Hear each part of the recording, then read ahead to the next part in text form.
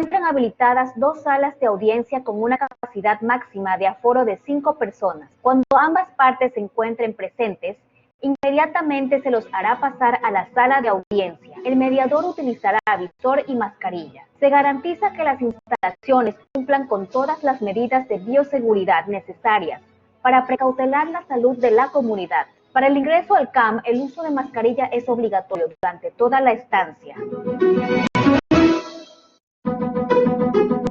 El Centro de Arbitraje y Mediación de la Universidad Espíritu Santo pone a disposición sus servicios, cumpliendo con todos los protocolos de seguridad establecidos. Antes de ingresar se toma la temperatura, se solicita la limpieza de calzado y desinfección de manos con gel antibacterial. Se entrega a cada usuario un visor y una pluma que serán de uso personal. En la sala de espera se debe mantener el distanciamiento y no se permite el ingreso a acompañantes. Se encuentran habilitadas dos salas de audiencia con una capacidad máxima de aforo de 5 personas. Cuando ambas partes se encuentren presentes, inmediatamente se los hará pasar a la sala de audiencia. El mediador utilizará visor y mascarilla. Se garantiza que las instalaciones cumplan con todas las medidas de bioseguridad necesarias para precautelar la salud de la comunidad. Para el ingreso al CAM, el uso de mascarilla es obligatorio durante toda la estancia. El Centro de Arbitraje y Mediación de la Universidad Espíritu Santo pone a disposición sus servicios, cumpliendo con todos los protocolos de seguridad establecidos. Antes de ingresar se toma la temperatura, se solicita la limpieza de calzado y desinfección de manos con gel antibacterial. Se entrega a cada usuario un visor y una pluma que serán de uso personal. En la sala de espera se debe mantener el distanciamiento y no se permite el ingreso a acompañantes. Se encuentran habilitadas dos salas de audiencia con una capacidad máxima de aforo de 5 personas. Cuando ambas partes se encuentren presentes, inmediatamente se los hará pasar a la sala de audiencia. El mediador utilizará visor y mascarilla. Se garantiza que las instalaciones cumplan con todas las medidas de bioseguridad necesarias para precautelar la salud de la comunidad. Para el ingreso al CAM, el uso de mascarilla es obligatorio durante toda la estancia. El Centro de Arbitraje y Mediación de la Universidad Espíritu Santo pone a disposición sus servicios, cumpliendo con todos los protocolos de seguridad establecidos. Antes de ingresar se toma la temperatura, se solicita la limpieza de calzado y desinfección de manos con gel antibacterial. Se entrega a cada usuario un visor y una pluma que serán de uso personal. En la sala de espera se debe mantener el distanciamiento y no se permite el ingreso a acompañantes. Se encuentran habilitadas dos salas de audiencia con una capacidad máxima de aforo de 5 personas. Cuando ambas partes se encuentren presentes, inmediatamente se los hará pasar a la sala de audiencia. El mediador utilizará visor y mascarilla. Se garantiza que las instalaciones cumplan con todas las medidas de bioseguridad necesarias para precautelar la salud de la comunidad. Para el ingreso al CAM, el uso de mascarilla es obligatorio durante toda la estancia. El Centro de Arbitraje y Mediación de la Universidad Espíritu Santo pone a disposición sus servicios, cumpliendo con todos los protocolos de seguridad establecidos. Antes de ingresar se toma la temperatura, se solicita la limpieza de calzado y desinfección de manos con gel antibacterial. Se entrega a cada usuario un visor y una pluma que serán de uso personal. En la sala de espera se debe mantener el distanciamiento y no se permite el ingreso a acompañantes. Se encuentran habilitadas dos salas de audiencia con una capacidad máxima de aforo de 5 personas. Cuando ambas partes se encuentren presentes, inmediatamente se los hará pasar a la sala de audiencia. El mediador utilizará visor y mascarilla. Se garantiza que las instalaciones cumplan con todas las medidas de bioseguridad necesarias para precautelar la salud de la comunidad. Para el ingreso al CAM, el uso de mascarilla es obligatorio durante toda la estancia. El Centro de Arbitraje y Mediación de la Universidad Espíritu Santo pone a disposición sus servicios, cumpliendo con todos los protocolos de seguridad establecidos. Antes de ingresar se toma la temperatura, se solicita la limpieza de calzado y desinfección de manos con gel antibacterial. Se entrega a cada usuario un visor y una pluma que serán de uso personal. En la sala de espera se debe mantener el distanciamiento, no se permite el ingreso a acompañantes. Se encuentran habilitadas dos salas de audiencia con una capacidad máxima de aforo de 5 personas. Cuando ambas partes se encuentren presentes, Inmediatamente se los hará pasar a la sala de audiencia. El mediador utilizará visor y mascarilla. Se garantiza que las instalaciones cumplan con todas las medidas de bioseguridad necesarias para precautelar la salud de la comunidad. Para el ingreso al CAM, el uso de mascarilla es obligatorio durante toda la estancia. El Centro de Arbitraje y Mediación de la Universidad Espíritu Santo pone a disposición sus servicios, cumpliendo con todos los protocolos de seguridad establecidos. Antes de ingresar se toma la temperatura, se solicita la limpieza de calzado y desinfección de manos con gel antibacterial. Se entrega a cada usuario un visor y una pluma que serán de uso personal. En la sala de espera se debe mantener el distanciamiento y no se permite el ingreso a acompañantes. Se encuentran habilitadas 2 salas de audiencia con una capacidad máxima de aforo de 5 personas. Cuando ambas partes se encuentren presentes, inmediatamente se los hará pasar a la sala de audiencia. El mediador utilizará visor y mascarilla. Se garantiza que las instalaciones cumplan todas las medidas de bioseguridad necesarias para precautelar la salud de la comunidad. Para el ingreso al CAM, el uso de mascarilla es obligatorio durante toda la estancia. El Centro de Arbitraje y Mediación de la Universidad Espíritu Santo pone a disposición sus servicios, cumpliendo con todos los protocolos de seguridad establecidos. Antes de ingresar se toma la temperatura, se solicita la limpieza de calzado y desinfección de manos con gel antibacterial. Se entrega a cada usuario un visor y una pluma que serán de uso personal. En la sala de espera se debe mantener el distanciamiento y no se permite el ingreso a acompañantes. Se encuentran habilitadas 2 salas de audiencia con una capacidad máxima de aforo de 5 personas. Cuando ambas partes se encuentren presentes, inmediatamente se los hará pasar a la sala de audiencia. El mediador utilizará visor y mascarilla. Se garantiza que las instalaciones cumplan con todas las medidas de bioseguridad necesarias para precautelar la salud de la comunidad. Para el ingreso al CAM, el uso de mascarilla es obligatorio durante toda la estancia.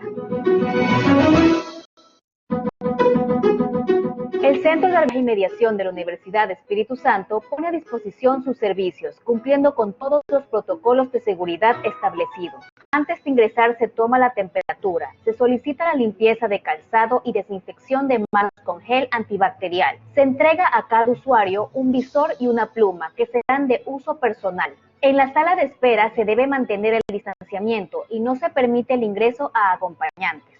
Se encuentran habilitadas 2 de audiencia con una capacidad máxima de aforo de 5 personas. Cuando ambas partes se encuentren presentes, inmediatamente se los hará pasar a la sala de audiencia. El mediador utilizará visor y mascarilla. Se garantiza que las instalaciones cumplan con todas las medidas de bioseguridad necesarias para precautelar la salud de la comunidad. Para el ingreso al CAM, el uso de mascarilla es obligatorio durante toda la estancia.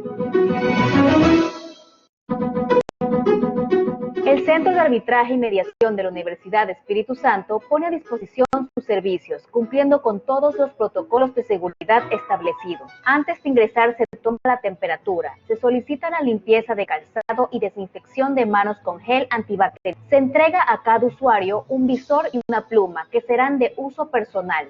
En la sala de espera se debe mantener el distanciamiento y no se permite el ingreso a acompañantes.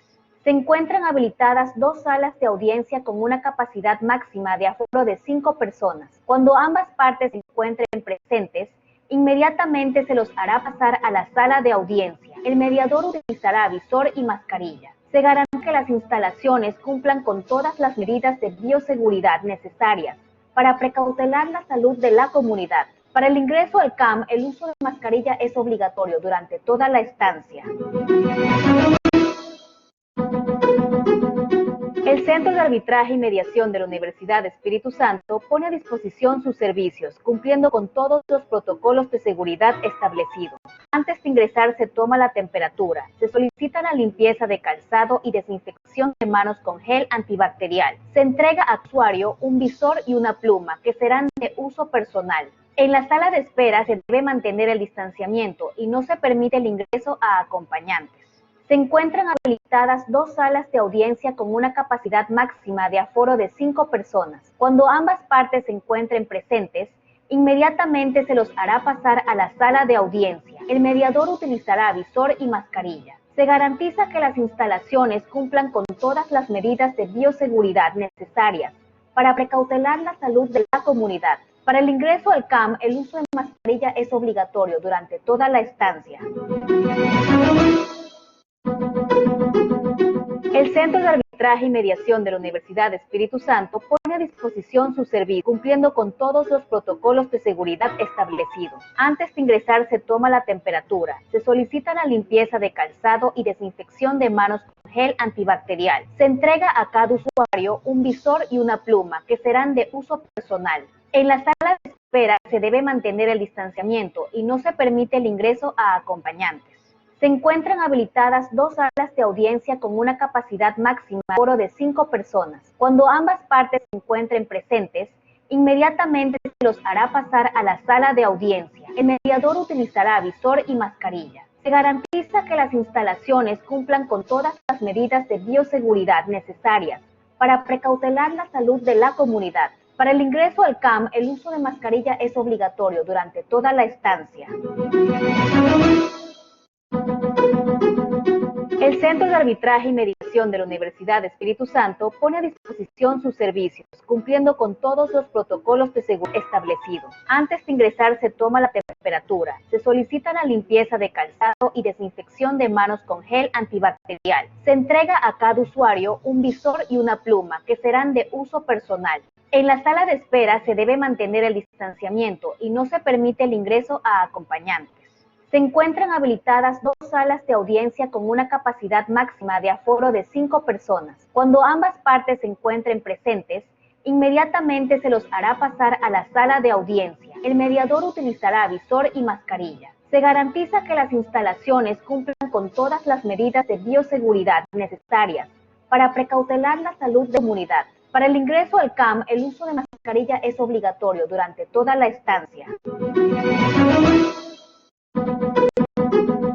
El Centro de Arbitraje y Mediación de la Universidad Espíritu Santo pone a disposición sus servicios, cumpliendo con todos los protocolos de seguridad establecidos. Antes de ingresar se toma la temperatura, se solicita la limpieza de calzado y desinfección de manos con gel antibacterial. Se entrega a cada usuario un visor y una pluma que serán de uso personal. En la sala de espera se debe mantener el distanciamiento y no se permite el ingreso a acompañantes. Se encuentran habilitadas 2 salas de audiencia con una capacidad máxima de aforo de 5 personas. Cuando ambas partes se encuentren presentes, inmediatamente se los hará pasar a la sala de audiencia. El mediador utilizará visor y mascarilla. Se garantiza que las instalaciones cumplan con todas las medidas de bioseguridad necesarias para precautelar la salud de la comunidad. Para el ingreso al CAM, el uso de mascarilla es obligatorio durante toda la estancia. El Centro de Arbitraje y Mediación de la Universidad Espíritu Santo pone a disposición sus servicios, cumpliendo con todos los protocolos de seguridad establecidos. Antes de ingresar se toma la temperatura, se solicita la limpieza de calzado y desinfección de manos con gel antibacterial. Se entrega a cada usuario un visor y una pluma que serán de uso personal. En la sala de espera se debe mantener el distanciamiento y no se permite el ingreso a acompañantes.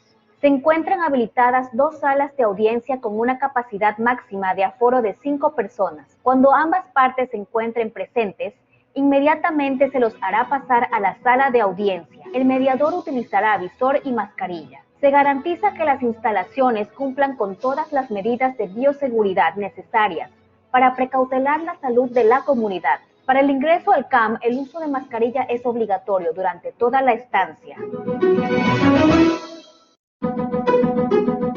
El Centro de Arbitraje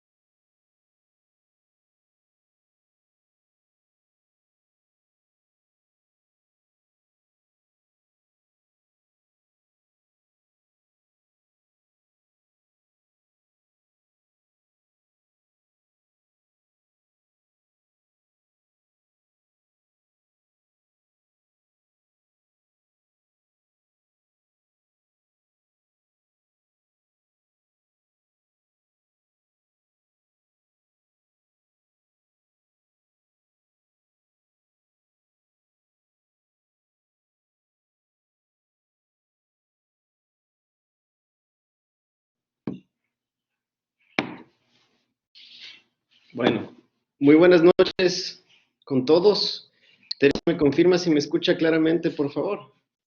Sí, Pablo, lo escucho. Muchas gracias. Bueno, eh, en calidad de director de la Escuela de Posgrado en Derecho de la Universidad de Espíritu Santo, les doy la más cordial bienvenida a todos y cada uno de nuestros participantes, y en particular quiero extender el agradecimiento de la universidad a la doctora Teresa Núquez, jueza de la Corte Constitucional, por haber aceptado esta gentil invitación que le hemos formulado para participar de este nuevo foro que hemos desarrollado desde la Escuela de Posgrado en Derecho.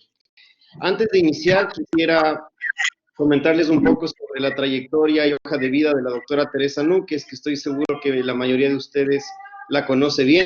La doctora Núquez es abogada por la Universidad Católica de Santiago de Guayaquil, doctora en Derecho por la Universidad de La Coruña, España, tiene estudios de maestría en Arbitraje y Mediación, Derecho Constitucional y Derecho Administrativo, es profesora titular de la Universidad Católica Santiago de Guayaquil en las materias Fundamentos del Derecho y Métodos Alternos de Solución de Conflictos, es profesora de posgrado en distintas universidades del país.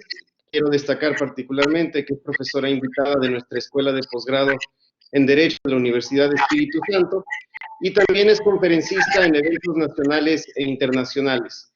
En el área de los métodos alternos de solución de conflictos, se ha desempeñado como árbitro del Centro de Arbitraje y Conciliación de la Cámara de Comercio de Guayaquil en el periodo 2008 al 2010, y del Centro de Arbitraje de la Universidad Católica en el periodo 2009-2010, y del Centro de Arbitraje de las Cámaras de la Producción de la SUAY hasta el año 2019.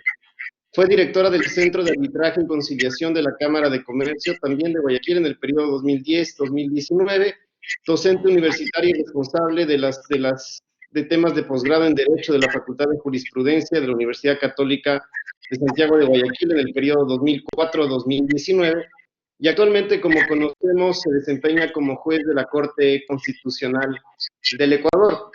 En esta noche, la doctora Teresa Núquez se referirá sobre la línea jurisprudencial de la Corte Constitucional del Ecuador en materia de arbitraje.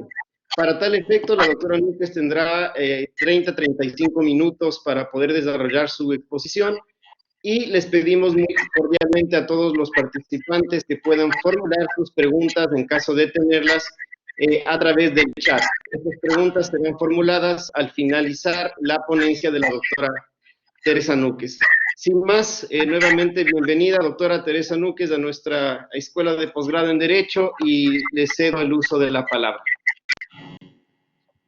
Buenas noches. Primero, antes de comenzar con esta charla que vamos a tener la tarde de hoy, quisiera agradecerle a la Universidad Espíritu Santo, a su Escuela de Posgrado en Derecho, por esta invitación, especialmente a su rector, el doctor Joaquín Hernández, y el director de la Escuela de Posgrado en Derecho, el doctor Pablo Larcón, por permitirme compartir con ustedes algunas ideas que creo que podrían ser de interés para todos quienes están vinculados al mundo del arbitraje.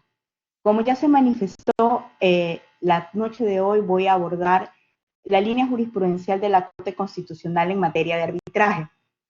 Y para eso voy a hacer un planteamiento para poder conectarme a las decisiones hacia las que quiero arribar en la mitad de la conferencia. Para eso primero voy a hacer un breve recuento histórico de alguna jurisprudencia de Corte Constitucional que está vinculada a los temas que desarrollaré en la charla de hoy. Segundo, quiero identificar las tensiones que pueden haber producido en los últimos años en temas jurisprudenciales en el mundo del arbitraje.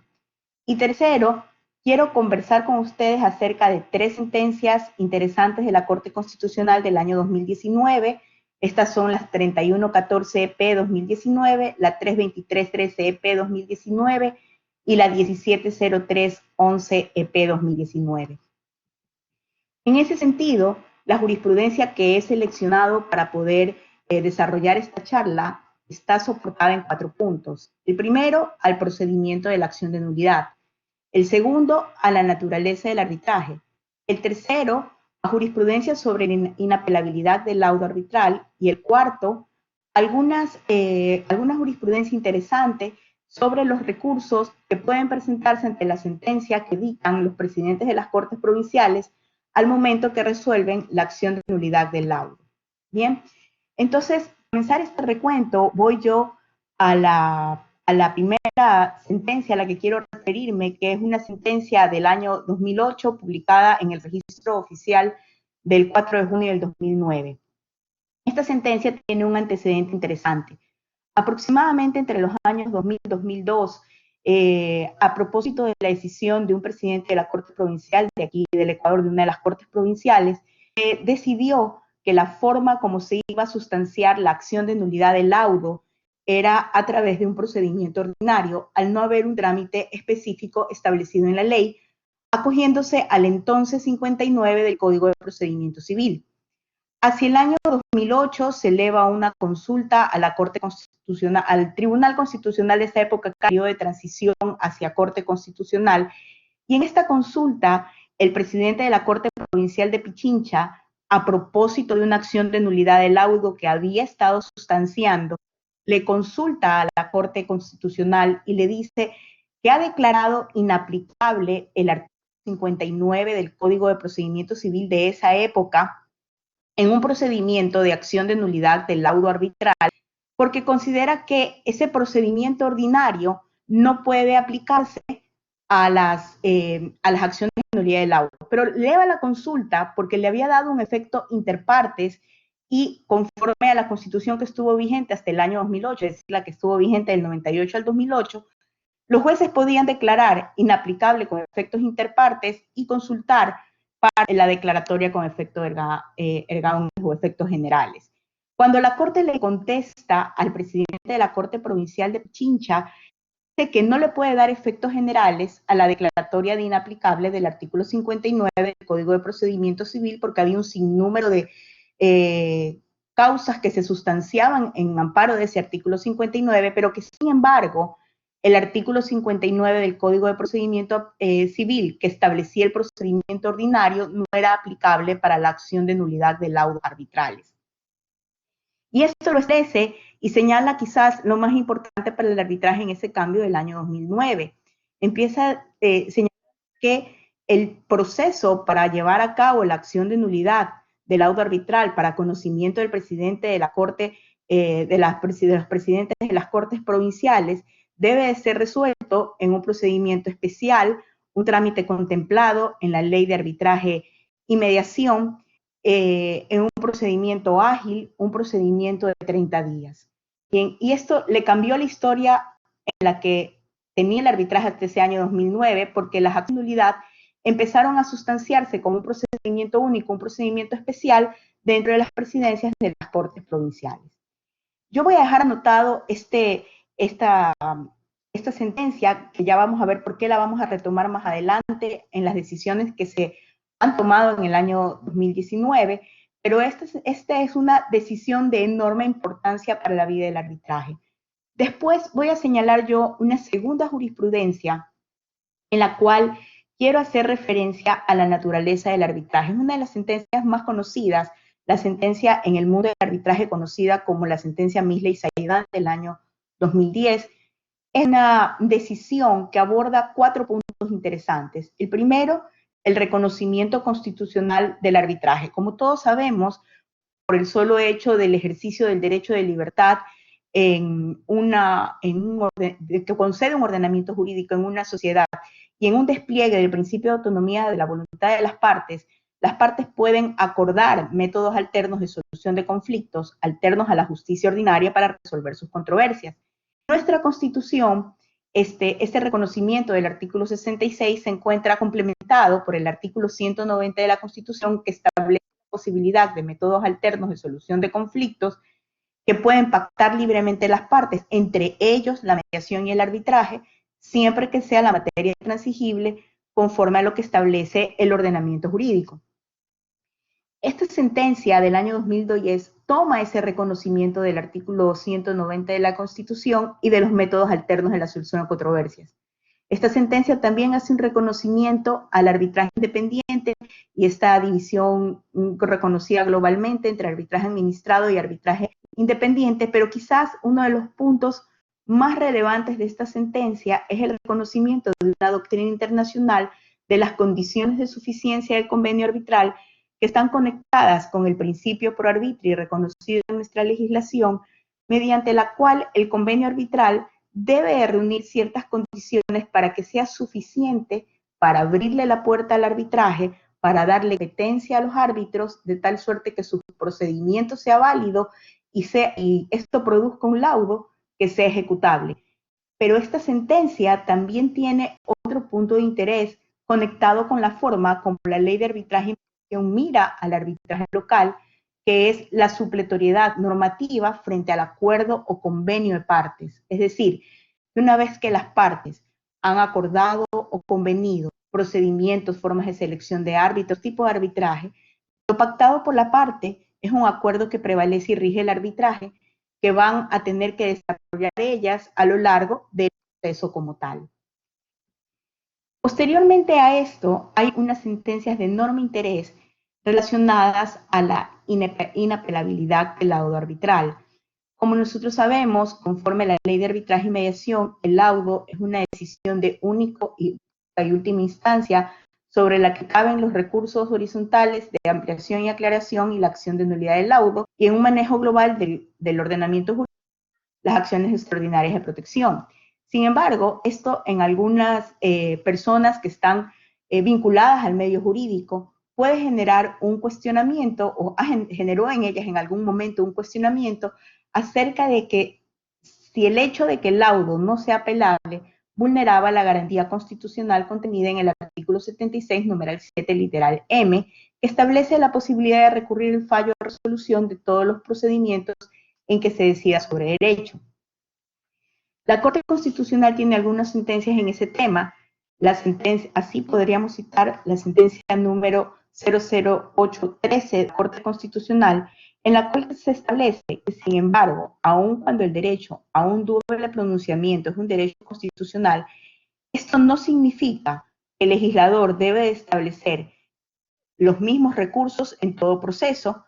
Incluso el legislador está llamado a tener en cuenta aquellos que, por la naturaleza de ese proceso, sean recursos innecesarios, pues el derecho a recurrir de un fallo no es un derecho absoluto.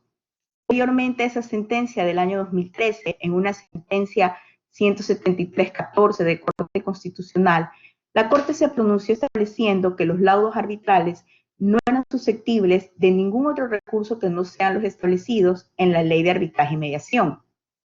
Es decir, esta Ley de Arbitraje y Mediación establece una restricción expresa de presentar recursos adicionales a los determinados en esa misma norma, facultándose únicamente entonces a presentar los recursos de aclaración y ampliación y los de nulidad en contra de laudos arbitrales, siempre y cuando se hayan cumplido los requisitos y las condiciones establecidas en el artículo 31 de la ley. Estas sentencias, en su conjunto, señalan el principio de libertad configurativa del legislador, la libertad que tiene el legislador de configurar instituciones de derecho, especialmente en este tema procesal. De allí que no todos los procesos tienen las mismas instancias y tienen los mismos recursos.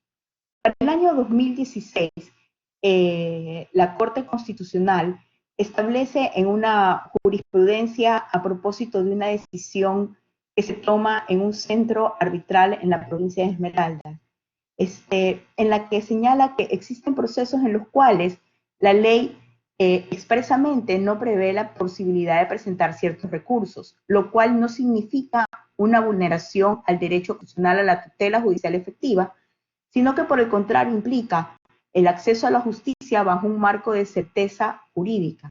Y siendo así, estas disposiciones expresas que se contienen en la Ley de Arbitraje y Mediación le ofrecen a las partes esa certeza jurídica de la forma como se podría llegar a recurrir vía acción de nulidad de laudos arbitrales.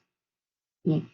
Y finalmente, para agotar esta primera parte en la que hemos señalado un recuento histórico, voy yo a algunas sentencias que considero que son sentencias de interés que están vinculadas a la acción de nulidad del laudo.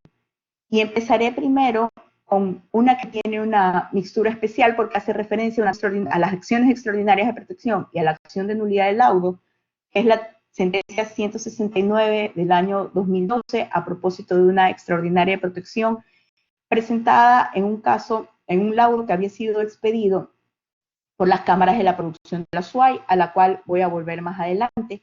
En esta sentencia se analiza si el laudo arbitral es susceptible de acción extraordinaria de protección. Después hay otras dos sentencias de interés del año 2013, la 081-2013 y la 173-14 del año 2013, ambas a propósito de una acción extraordinaria de protección, que se estableció que no cabía la apelación de la decisión que toma el presidente de la Corte Provincial en acciones de nulidad de laudo. Sin embargo, en una sentencia del año 2015, la Corte abandona ese criterio y adopta la decisión de que sí cabe apelación de la sentencia que decide la acción de nulidad de laudo por parte del presidente de la Corte Provincial que corresponda según el lugar donde se haya expedido el laudo.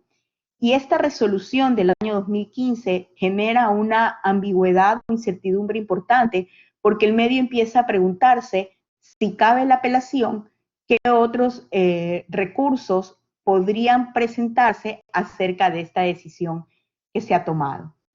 En el año 2016 se produce una consulta por parte de un centro de la provincia de Esmeraldas hacia la Corte Constitucional. La Corte Constitucional reafirma pronunciamientos anteriores acerca de la inapelabilidad de los laudos y acerca de la acción de nulidad con las causales establecidas en los artículos 30 y 31 de la Ley de Arbitraje y Mediación. Sin embargo, en una sentencia del año 2015, una 302-15, a propósito de una extraordinaria protección, la Corte Constitucional toma una decisión que produce una primera tensión o dificultad en el mundo del arbitraje, por el cual estableció que las causales de nulidad del laudo establecidas en el artículo 31 de la ley no eran taxativas. Y yo a esta sentencia voy a ir más adelante. En este panorama que se estaba presentando antes del año 2015, vienen a partir del año 2017, vienen las reformas procesales, el Código Orgánico General de Procesos, y vienen algunas dudas acerca de cómo se va a sustanciar las acciones de nulidad de laudos arbitrales, retomando una duda que había sido resuelta ya en el año 2009. Y en base de las normas del Código Orgánico de la Función Judicial y las competencias que le atribuyen a la Corte Nacional de Justicia, la Corte dicta una resolución en el Pleno de la Corte Nacional, la número 08-2017, en la que regula la acción de nulidad del laudo, estableciendo que no cabe recurso alguno sobre la decisión que toma la presidencia de la Corte Provincial acerca de la nulidad, de la acción de nulidad de laudos arbitrales, salvo los recursos de aclaración o ampliación contra la sentencia que dicta el presidente de la Corte Provincial.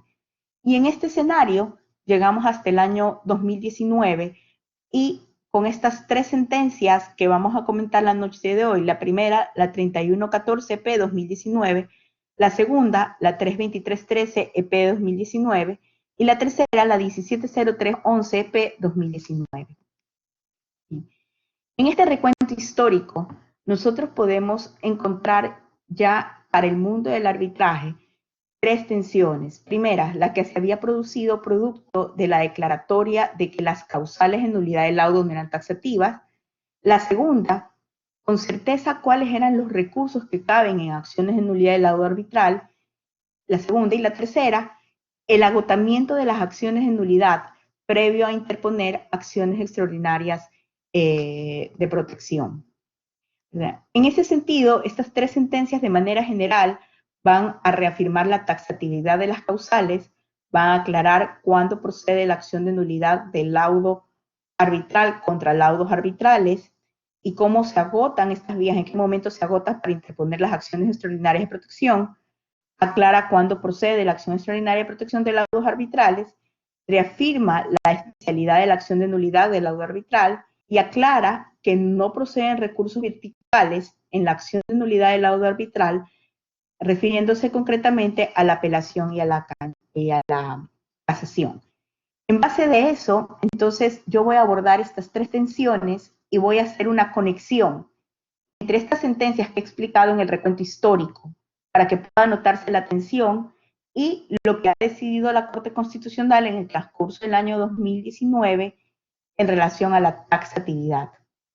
Y para eso voy a hacer una primera referencia a la sentencia 169-12, a la que hice referencia en la primera parte de esta charla sobre el caso Envial, ¿verdad? En esta sentencia, la Corte se pregunta si cabe acción extraordinaria de protección contra laudos arbitrales. Y al momento de analizar en esta sentencia ese punto, la Corte señala que sí cabe acción extraordinaria de protección contra laudos arbitrales, porque el laudo es una decisión de única última instancia en la que se ha resuelto una pretensión de fondo de las partes. Y después se pregunta si es necesario agotar la acción de nulidad del laudo para poder interponer una acción extraordinaria de protección. Y la Corte llega a la conclusión que para efectos de interponer una acción extraordinaria de protección, la acción de nulidad del laudo puede considerarse un recurso a fin de poder aplicar la Ley Orgánica de Garantías Constitucionales, y por lo tanto, esta acción de nulidad del laudo debe de ser agotada previa a la interposición de una acción extraordinaria de protección, con la única excepción de que esa acción de nulidad se muestre inadecuada o ineficaz para la resolución del problema que se haya presentado a lo largo del proceso. De ahí que la determinación de las causales de nulidad del laudo empiezan a adquirir importancia, porque para poder cumplir con lo establecido en ese precedente constitucional era importante remitirse al artículo 31 de la ley, que establecía las causales de nulidad, porque esto es lo que era lo que iba a permitir observar si este requisito previo había sido cumplido o no había sido cumplido. Y de esta manera surge la primera tensión.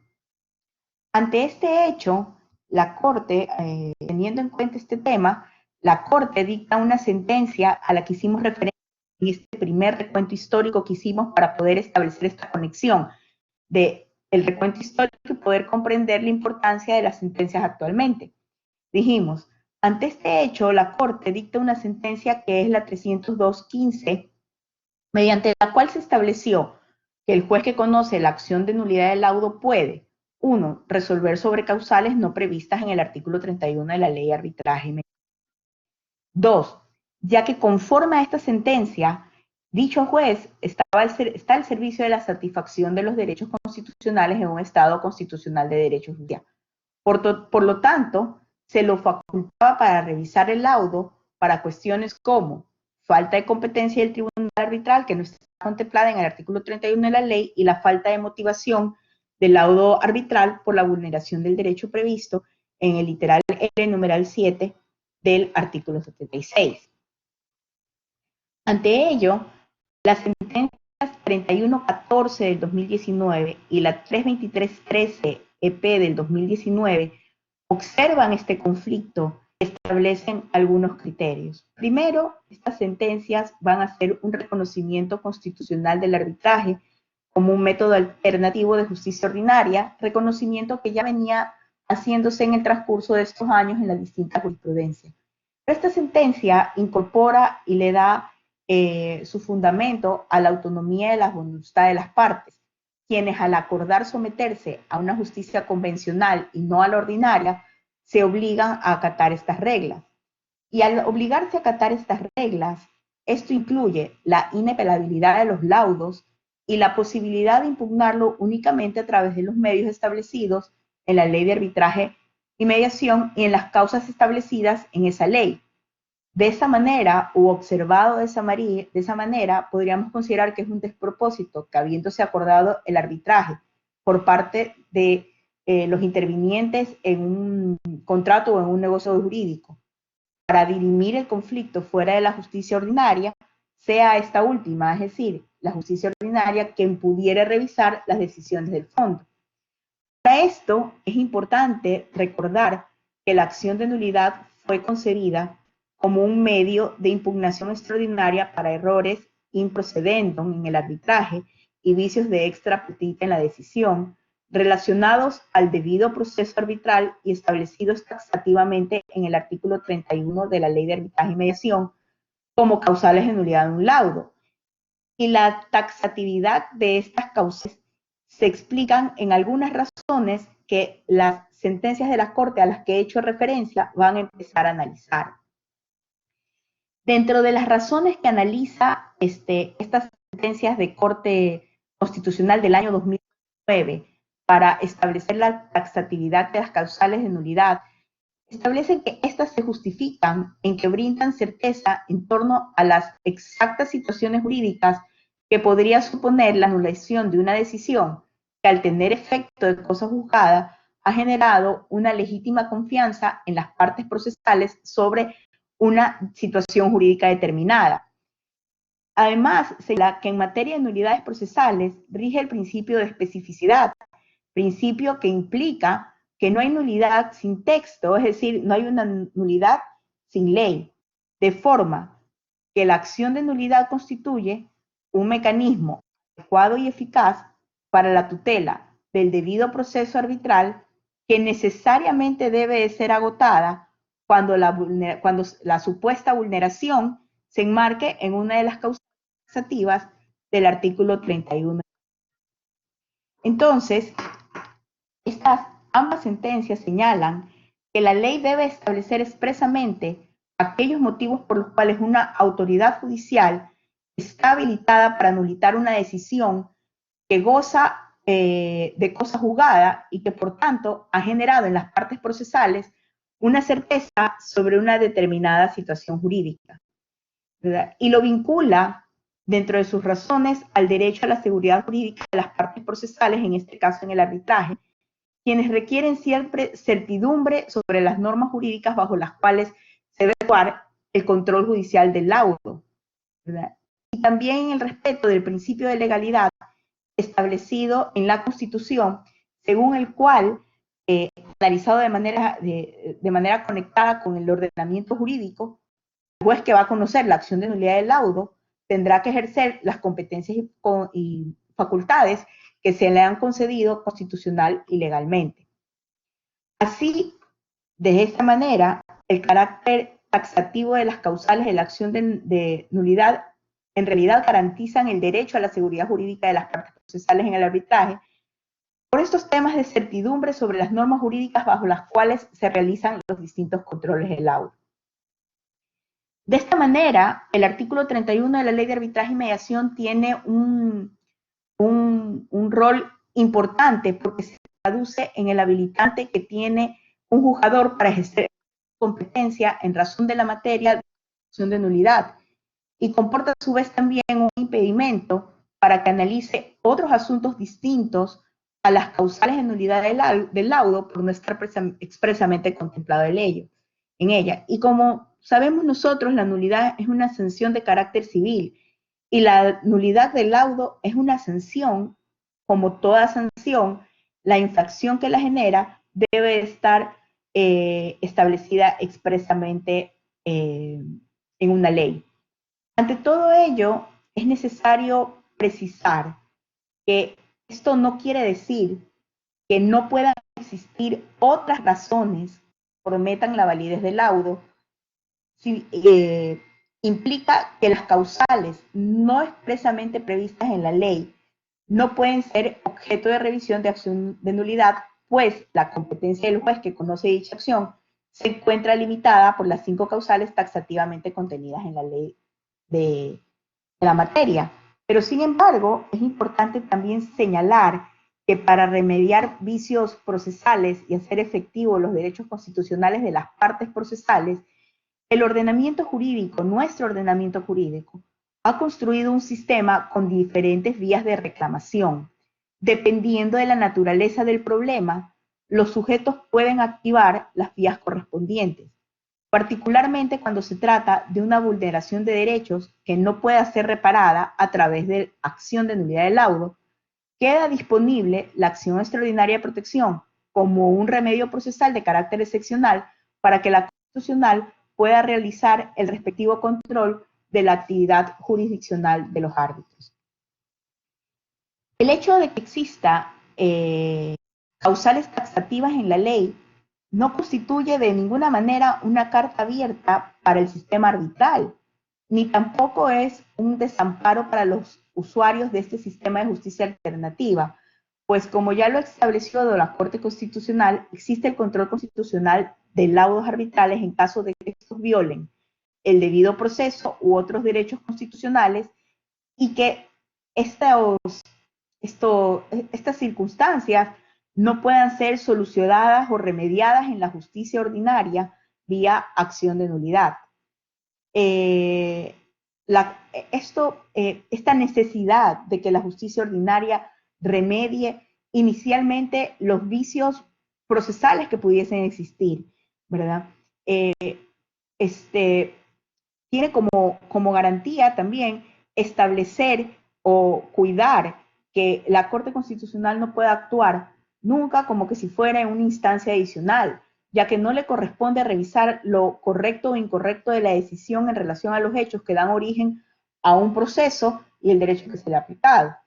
El motivo principal de alejarse del criterio de la sentencia 302.15 de la Corte, que se aleja de este criterio en estas dos sentencias que he mencionado en la 31.14 y en la 323.13, es, además de lo que hemos señalado en este momento, es que para activar la acción extraordinaria de protección contra un laudo arbitral como una garantía constitucional de tal naturaleza jurisdiccional, se requiere el agotamiento de la acción de nulidad únicamente por las causales establecidas en la ley.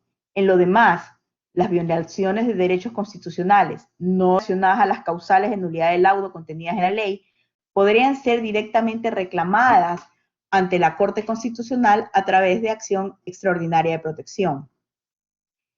Además, se señaló de una forma importante que el arbitraje ha sido reconocido, como sabemos, como un método alterno para solución de controversias, ¿verdad?, que está amparado por el derecho de libertad desplegado a través de la autonomía de la voluntad, que implica un pleno reconocimiento del arbitraje como un sistema alternativo con normas y procedimientos propios.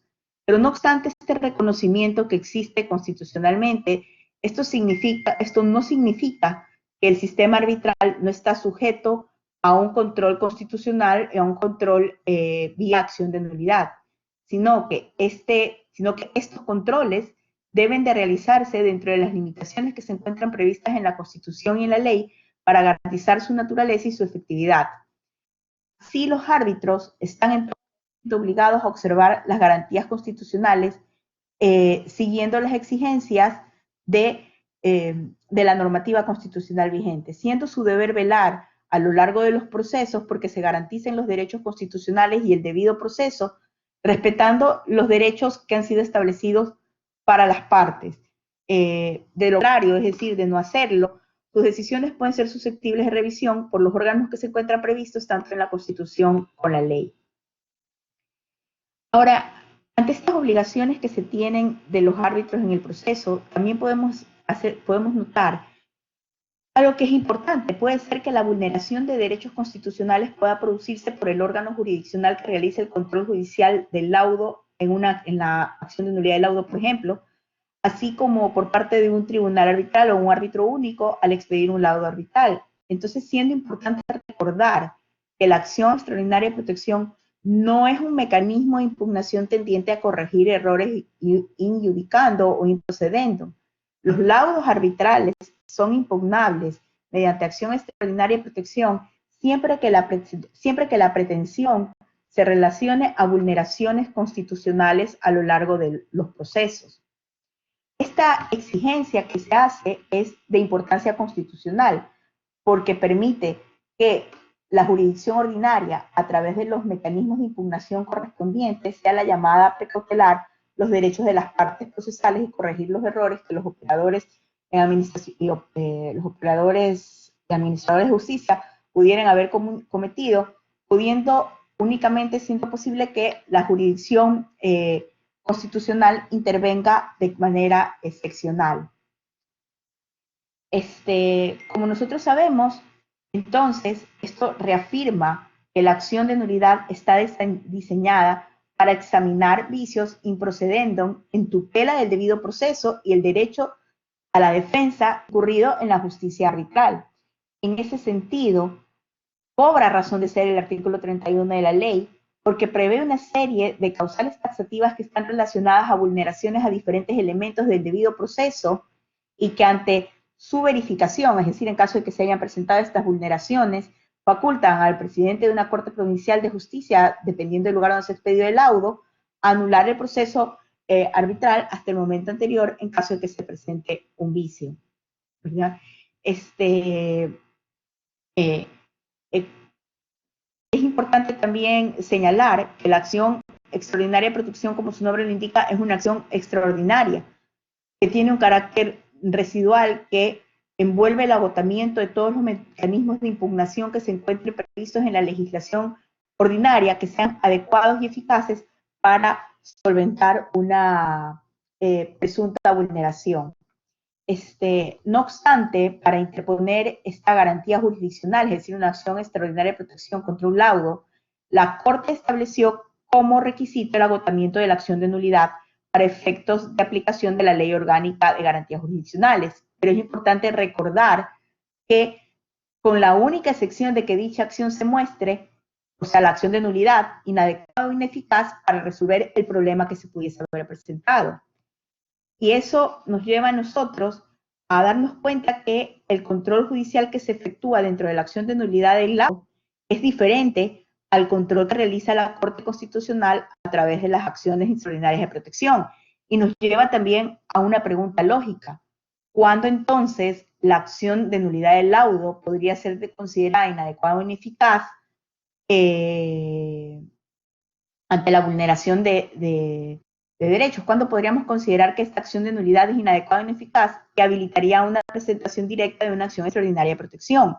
Y podríamos contestarnos cuando se hayan vulnerado derechos constitucionales del debido proceso durante el proceso arbitral o en el laudo, cuya violación no pueda ser enmendada por las causales de nulidad del laudo establecidas en la ley de arbitraje y mediación, pues el control judicial se efectúa dentro de la acción de nulidad del laudo, el cual es diferente al control que realiza la Corte Constitucional en acciones extraordinarias de protección.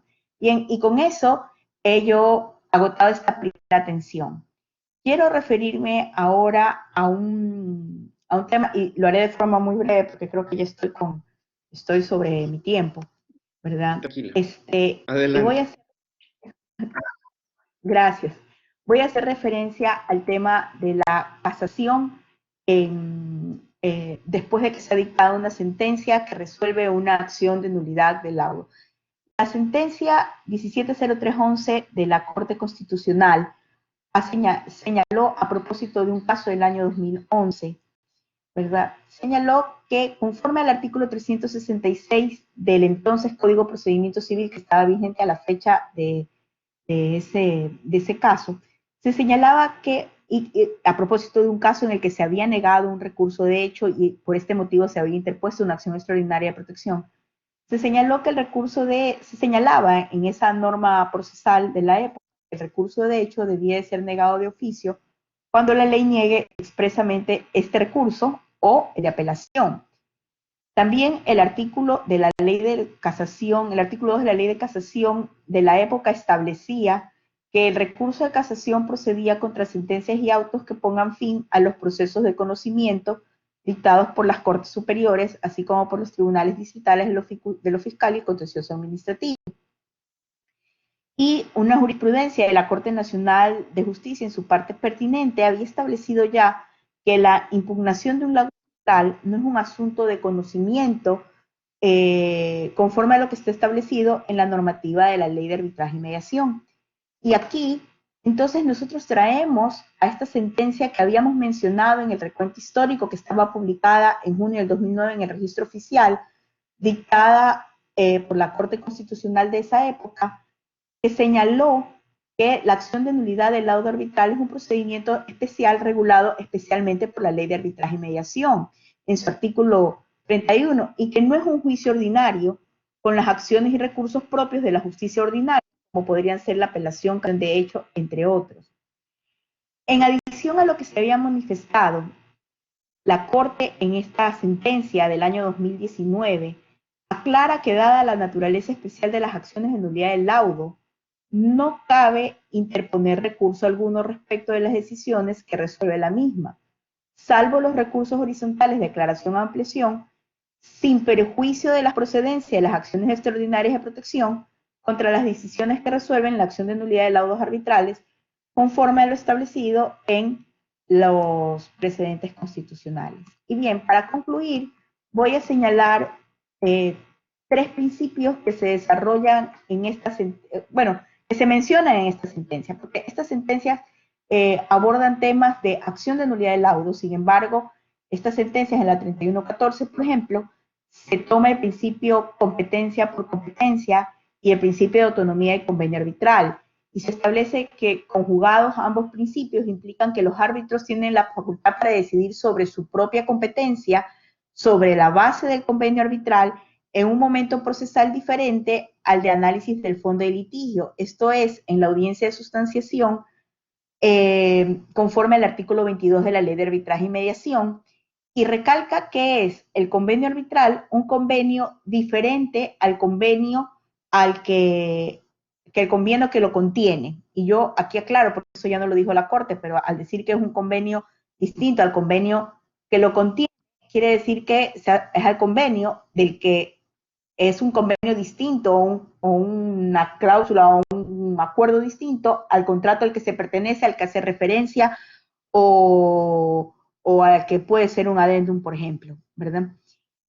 Y se ha dicho también que el momento procesal oportuno para resolver sobre la competencia del tribunal arbitral es la audiencia de sustanciación, y aquí yo, producto de mi experiencia previa, señalo, salvo que la competencia esté ligado al fondo de la controversia de las partes, ¿verdad?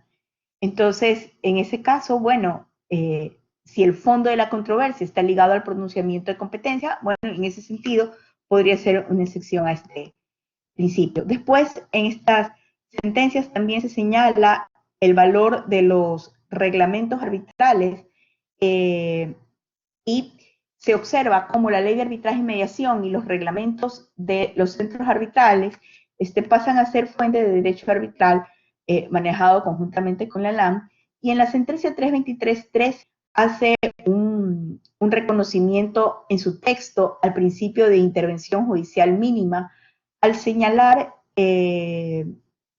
que no cabe una injustificada injerencia de la justicia ordinaria en el arbitraje, ¿verdad? Y que todo esto derivado del reconocimiento constitucional de la naturaleza convencional del arbitraje, su efectividad también depende del deber de respeto e independencia por las justicia ordinarias y el arbitraje. Y aquí quiero yo recordar algo que siempre lo he mencionado en clases, y que los que están interesados en el estudio del derecho arbitral lo deben de recordar. El arbitraje y la justicia ordinaria tienen 3 puntos de colaboración claros. El uno es en las medidas cautelares o providencias preventivas, el otro es al momento de la ejecución de un laudo arbitral, y el otro con el control judicial que se hace en las acciones de nulidad. Bien, en este recuento que he querido realizar con ustedes, quiero solamente destacar la conclusión final. En diversas sentencias, la Corte Constitucional ha señalado que la acción extraordinaria de protección es adecuada para impugnar un laudo arbitral cuando existe una posible vulneración de derechos constitucionales, ya que este laudo arbitral es una decisión jurisdiccional que tiene efecto de sentencia ejecutorial y cosa juzgada, tal como lo exige la Ley Orgánica de Garantías Jurisdiccionales. La Corte también ha determinado que las causales establecidas expresamente en el artículo 31 de la Ley de Arbitraje y Mediación son taxativas, y que la acción de nulidad debe de ser agotada cuando la vulneración que se pretende alegar en una acción extraordinaria de protección esté enmarcada o pueda cubrirse con esas acciones de nulidad. Es decir, hay que agotar primero la acción de nulidad del laudo. Y que en caso de existir otras vulneraciones que no encuentren sustento en la acción de nulidad y en las causales presentadas en las causales establecidas en el artículo 31 de la ley, estas pueden ser presentadas de forma directa ante la Corte a fin de poder garantizar una tutela constitucional efectiva. Bien, y con eso, ya creo que ya ahora sí en el límite de mi... Y bueno, muchas gracias por la paciencia y por haberme escuchado. Creo que he hablado 40 minutos, qué vergüenza. Muchas gracias, doctora Núquez. Todo lo contrario, más bien considerando el tiempo, se ajustó totalmente al tiempo y aparte, con las limitaciones que hay para un tema tan interesante como este, creo que todos hemos podido constatar su dominio de la línea jurisprudencial de la Corte Constitucional a lo largo del tiempo en relación a la materia. Y finalmente, lo que quisiera plantearle, doctora Núñez, son un par de preguntas, quizás de las varias que nos han llegado por parte de nuestro auditorio. Tenemos alrededor de 120 personas conectadas en este momento con nosotros, y están relacionadas más a aspectos procesales. Y por lo tanto quisiera plantearle algunas en ese marco, desde el punto de vista procesal, para que podamos conocer un poco más sobre estos criterios jurisprudenciales que usted ha citado a lo largo de su ponencia. El primero tiene que ver con una pregunta formulada por Wilson Alfredo Cacpata, que en términos generales lo que nos dice él es cuál sería el alcance de la reparación integral en el caso de una acción extraordinaria de protección que se conceda frente a un laudo arbitral. Si la disposición sería que se vuelva a juzgar por parte de, o que se vuelva a decidir, perdón, por parte de otro grupo arbitral, o cuál sería la consecuencia en el caso de una concesión de una garantía como esta. Esa sería la primera pregunta, doctora. Bien, yo creo que eso no podría tener una respuesta absoluta. Es decir, no podría decirse de manera general la decisión va a implicar un nuevo juzgamiento o la decisión va a implicar un juzgamiento sobre un punto determinado o la decisión va a implicar el reconocimiento de la violación del derecho. Es decir, eso no podría contestarse de una regla general y no podría tener una regla general, porque en realidad la reparación tendría que estar a las circunstancias del caso, al tipo de violación que se haya presentado y a la forma como se decida en relación al proceso, ¿no? Establecerlo de una manera general, no es que existe una regla matemática de reparación, o sea, tendría que observarse los hechos del caso y lo que se ordene. Muy bien, muchas gracias, doctora. Tenemos también una pregunta vinculada al tema de reparación, pero que quizás lo que pretende es una respuesta en torno a los presupuestos de admisibilidad de la acción extraordinaria de protección en este campo. Y la pregunta surge a partir de la posibilidad de que exista un laudo ya ejecutado. En ese caso, aun cuando se lo conozca por parte de la Corte Constitucional, considerando que la sola presentación de la acción no suspende la ejecución, ¿la Corte estaría facultada o no para emitir un pronunciamiento en ese escenario? En términos muy generales, doctora, procesales más que nada. Bien, yo creo que el ordenamiento jurídico es un todo integrado y que el ordenamiento jurídico va estableciendo soluciones procesales desde las distintas opciones que se van presentando. Y creo que cuando uno se embarca en la justicia alternativa, tiene que conocer las normas que regulan esa justicia alternativa para proteger los derechos de cada uno como partes o de los clientes que tienen. En ese sentido, cuando una persona interpone una acción de nulidad de laudo, debe saber que la sola interposición de la acción de nulidad no va a detener la ejecución del laudo, eso lo establece la ley, ¿verdad? Y que la única forma de detener la ejecución del laudo, por decirlo de alguna manera coloquial, será interponiendo una caución, y la caución deberá ser fijada por el tribunal arbitral. Esa caución impide la ejecución del laudo y va precautelando sus intereses a medida que va avanzando el proceso, porque así como la acción de nulidad no detiene la ejecución del laudo, la acción extraordinaria de protección tampoco lo va a hacer. En realidad, el remedio procesal no está al nivel de la acción extraordinaria de protección, sino que el remedio procesal está al nivel de la acción de nulidad al momento en que se interpone la acción de nulidad del laudo.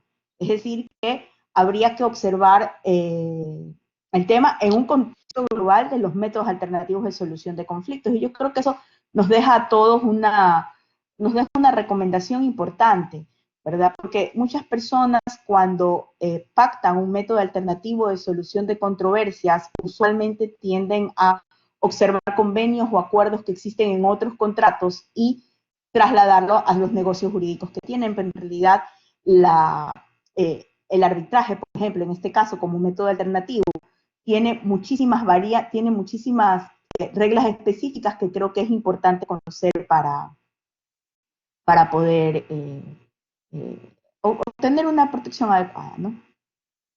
Muchas gracias, doctora.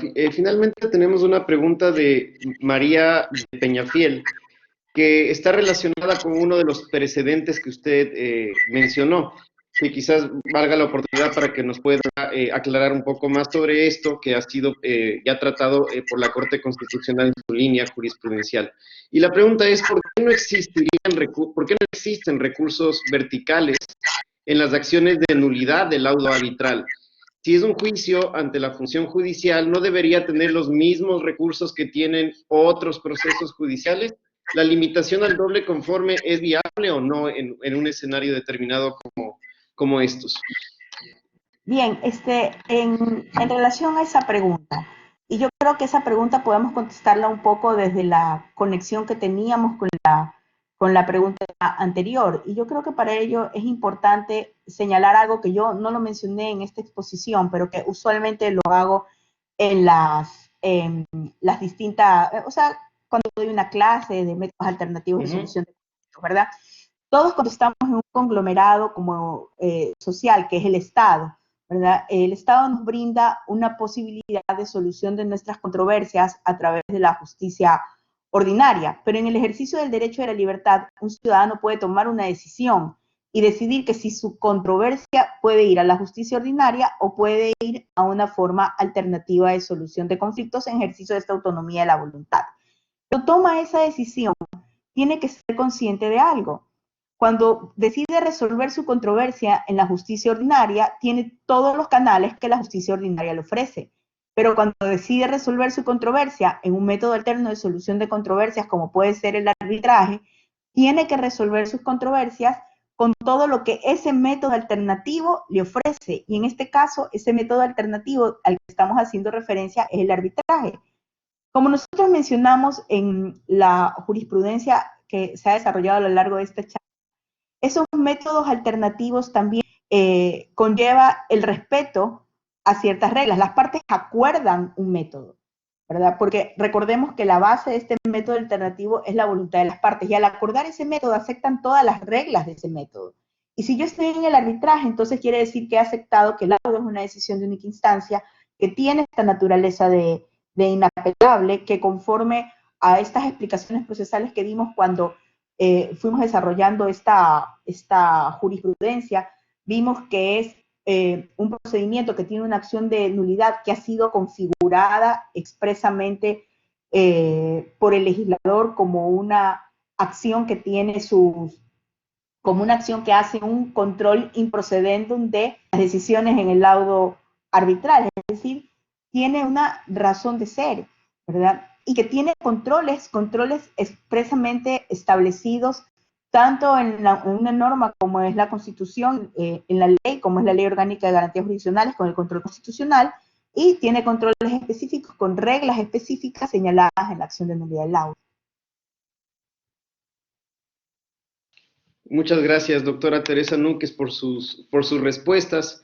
Sin duda que es un tema muy apasionante y creo que la discusión que se ha generado a lo largo del tiempo en relación a la procedencia de la acción extraordinaria de protección frente a laudos arbitrales, su alcance particularmente en la reparación y su diferenciación concretamente con la acción con el recurso de nulidad es uno de los temas que más se ha preocupado la Corte Constitucional en funciones, y me parece que finalmente tenemos mayor claridad sobre este escenario. Esta charla también nos ha servido mucho para identificar, conforme lo decía la doctora Núquez, cuál debería ser el verdadero rol de la acción extraordinaria de protección en este ámbito, asegurando ese carácter extraordinario, no ser considerado como una instancia adicional, porque finalmente lo que no se quiere es que la acción extraordinaria de protección termine convirtiéndose no en la garantía de protección de derechos, sino quizás en un mecanismo que pueda alterar la naturaleza misma del arbitraje y de todo su procedimiento y su celeridad como tal. Entonces, Esto ha sido desarrollado por la Corte Constitucional de manera amplia y hemos considerado por esta razón, considerando la utilidad práctica que tiene el tema, el tratar esto, obviamente con una voz autorizada como lo es la doctora Teresa Núquez. Así que yo quiero reiterarle nuestro agradecimiento por su participación con nosotros. Doctora Núquez, siempre es un gusto para la universidad y en lo personal, con mayor razón, el tenerla con nosotros. Así que quiero darle el agradecimiento a nombre de toda la universidad y por supuesto también a nombre de todos los participantes que han participado activamente y que nos encantaría leer el resto de preguntas, pero lastimosamente por el tiempo, somos muy respetuosos de su tiempo también, que no podríamos excedernos más en ese ámbito. Pero gracias, doctora Núquez, por su participación en este foro. Muchas gracias a la Universidad Espíritu Santo, a usted, Pablo, por haberme invitado a compartir esta charla y a quienes han tenido la paciencia de escucharme durante este tiempo. Muchas gracias, Teresa, muy gentil. Antes de que se retiren nuestros participantes, nada más quisiéramos compartir con ustedes la publicidad de nuestros siguientes foros para que puedan estar pendientes de nuestras redes sociales e inscribirse, por supuesto, a tiempo para que puedan conocer sobre otros temas importantes vinculados al derecho. Si es posible, Valeria, le pido, me puede ayudar con la proyección de esta publicidad.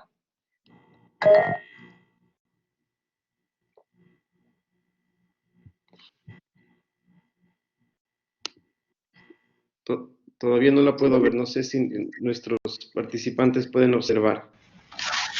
Y está compartido, sí se puede visualizar en ese momento, doctor.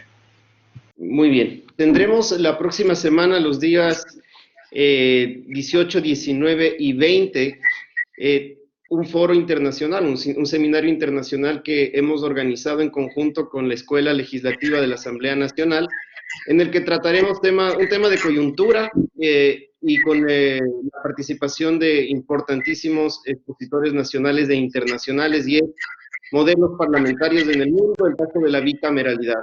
Esto será anunciado formalmente en nuestras redes estos días, así que les invitamos a acompañarnos la próxima semana en este ciclo de conferencias que constituyen el seminario internacional.